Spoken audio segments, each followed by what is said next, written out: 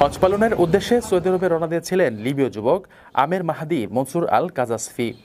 কিন্তু যাত্রা শুরুর মুহূর্তেই ঘটে গেল এক অবিশ্বাস্য ঘটনা, যা হয়ে উঠেছে আল্লাহর কুদরতের এক জীবন্ত দৃষ্টান্ত।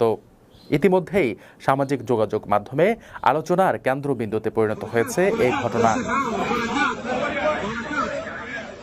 2 দিন আগের কথা, ঘড়ির কাঁটায় ঠিক 12টা দুপুরে হজ ফ্লাইটের নির্ধারিত সময়। আমির ছিলেন তার দলের সর্বশেষ হজযাত্রী। তিনি মিশর হয়ে সৌদি যাওয়ার জন্য ত্রিপলি বিমানবন্দরে পৌঁছান।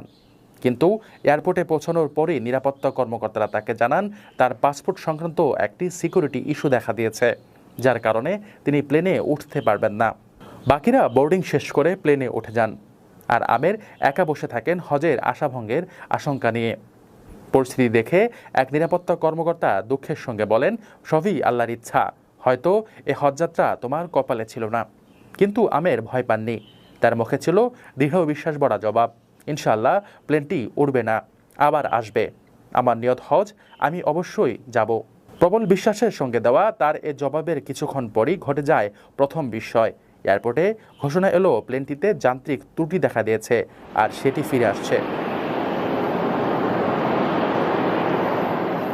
বিমানবন্দরে সবার চোখ বিস্ময়ে বড় হয়ে গেল, কিন্তু তাতেও পাইলট আমিরের জন্য দরজা খুলেননি। দ্বিতীয়বারও আমিরকে ছেড়ে উড়ে গেল বিমানটি, কিন্তু মাঝ আকাশে বিমানটি আবারও বিপাকে পড়ে। এবার মৌসুমি ঝোড়ো আবহাওয়ার কারণে বিমানটি আবারও ফিরে আসে। তখন পাইলট নিজেই বলেন, আল্লাহর কসম, আমি আর উড়ব না যতক্ষণ না আমের প্লেনে ওঠেন। অবশেষে বিমানের দরজা খুলে দেওয়া হয় শুধু আমেরের জন্য, আর তিনি উঠে পড়েন সেই বিমানে।